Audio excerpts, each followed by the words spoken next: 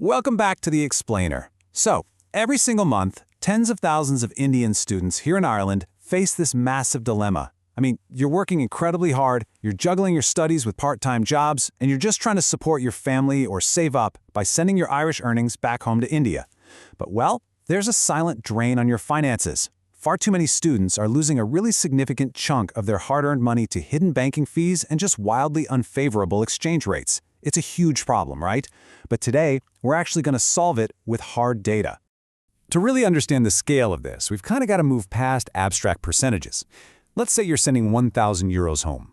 With the euro to INR rate hovering around 107 to 110 rupees per euro right now in June 2026, just a tiny 2% difference in the exchange rate means you are instantly losing over 2,000 rupees. Seriously, think about that for a second. That hidden loss, it isn't just a rounding error on a bank ledger somewhere. That's literally enough money to pay for an entire week's worth of groceries back home in India. That's your money, and you should absolutely be keeping it. Okay, let's dive into this. How exactly can you protect your Irish earnings from these invisible fees? That is the central question of today's explainer.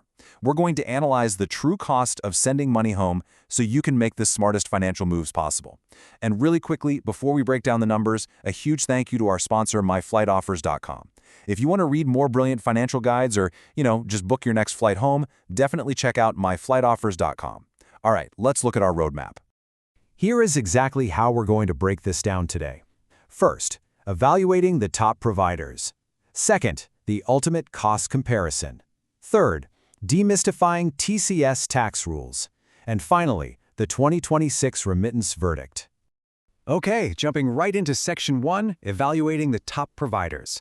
When it comes to moving your money, the market is largely divided into these agile, modern fintech apps on one side and your traditional, established banks on the other. So let's start with the provider that consistently ranks as the cheapest option for the vast majority of student transfers, and that's Wise. Their absolute superpower is using the true mid-market exchange rate with zero foreign exchange markup.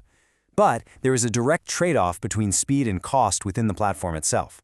If you use a bank transfer to fund it, your fee is an incredibly low 0.41%, but that adds about 1 to 2 business days for delivery.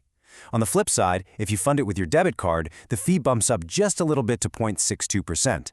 But get this, 74% of card-funded transfers are completed in under 20 seconds. It's basically near instantaneous. So you're trading a tiny 0.2% extra in fees for blazing speed, which is just incredible if you're in an emergency.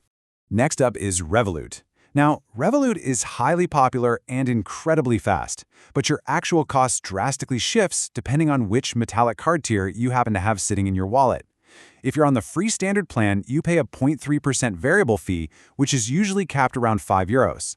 But as you climb those tiers, the fees basically vanish. Premium users get a 20% discount, Metal users get a 40% discount, and if you are rolling with the Ultra plan, you pay zero transfer fees whatsoever. However, if you are a free standard Revolut user, there is a massive catch you need to know about.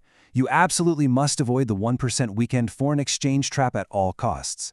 Basically, if you initiate a transfer between Friday at 5 p.m. and Sunday at 11 p.m. Greenwich Mean Time, Revolut tacks on an extra 1% surcharge. On a 1,000 euro transfer, that's a completely unnecessary 10 euros just vanishing into thin air, literally just because of the day of the week. Now, let's introduce a real heavy hitter for those larger sums, xe.com. If you're pooling money for a massive transfer, xe is fantastic because they charge zero flat fees on transfers over $1,000 equivalent, which comes out to about 920 euros. They do apply an exchange markup of 0.5% to 1.5%, but here's a pretty sweet bonus. If you use the referral code XEREF-NP1B4113, you can actually snag a 50 euro gift card after you've sent 5,000 euros cumulatively. It's a really great incentive if you find yourself regularly sending larger chunks of cash. Let's contrast our fintech heroes with the traditional giants, AIB and Bank of Ireland. And honestly, the difference in fees is staggering. While Wise operates around that 0.41% mark we talked about, traditional banks hit you with a massive double whammy. AIB charges a 15 euro flat fee for non-EEA transfers, plus an exchange margin, plus correspondent bank charges. Bank of Ireland? Well, they charge a 5 euro flat fee, but they hide this massive 2 to 5% exchange rate margin in there. These hidden SWIFT and correspondent fees make traditional banks literally 5 to 10 times more costly than the fintech options for your standard student transfers. Which brings us nicely to Section 2, the ultimate cost comparison. All right, this is the climax of our explainer. We are stripping all the marketing fluff away and looking at cold, hard numbers for a standard €1,000 transfer.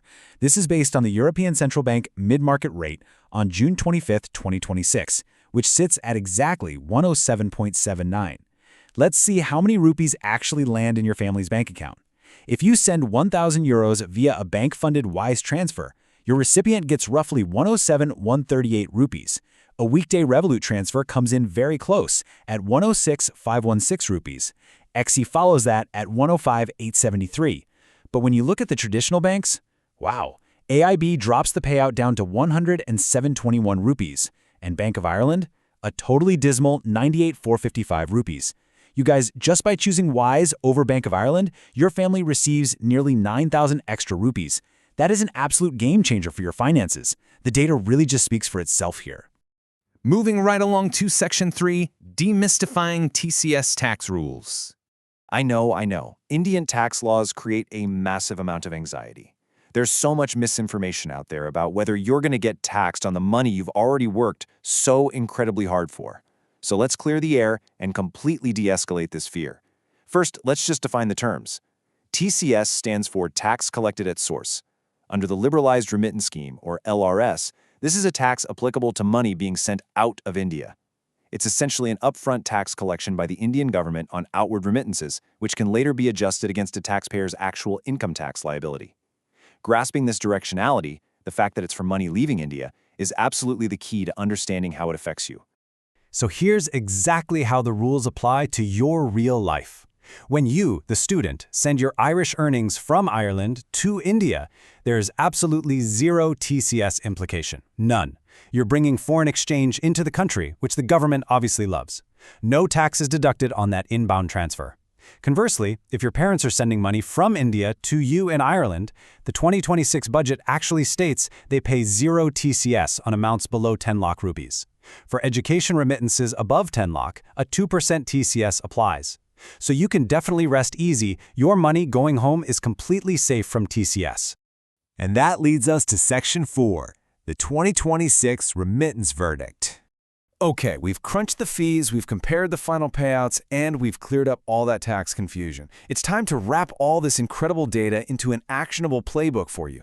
You really shouldn't have to guess every single month which app to open. By matching your specific situation to the right tool, you lock in the best rates every single time. So for your regular monthly transfer, say between 200 and 2,000 euros, use Wise. It is consistently the cheapest. If you have an emergency on a Saturday, though, and your family needs money right this second, use the card-funded option on Wise. Sure, it's a tiny bit more expensive, but it finishes in under 20 seconds. If you're a high roller, or maybe pooling funds for 5,000 euros or more cumulatively, definitely leverage xe.com for that $50 referral bonus. And those traditional banks? Only use them if the receiving institution absolutely mandates a traditional SWIFT transfer. Let's finish up with 3 pro tips to really maximize your savings. Step 1. Always hit send before 5 p.m. Irish time on a weekday to completely dodge that sneaky Revolut 1% weekend surcharge. Step 2. Don't guess the market. Set automatic rate alerts on your app for when the euro spikes above 110 rupees. That way, you're transferring when your money is at its absolute strongest. Step 3. And I literally cannot stress this enough. Never, ever use an airport bureau to change or a standard travel debit card for remittances. They will absolutely crush you with a 3% to 8% hidden markup. So I'm going to leave you with this final thought. I want you to pull up your banking app right now and look at your last transfer receipt. Actually calculate the exchange rate they gave you against the real mid-market rate. How much did you unknowingly pay in hidden fees? Well, the good news is, now that you have the 2026 playbook, you never have to lose that money ever again. Thank you so much for joining me on this explainer. Be sure to head over to myflightoffers.com to check out more great guides and book your flights. And please hit that subscribe button so you never miss out on protecting your hard-earned money. See you next time.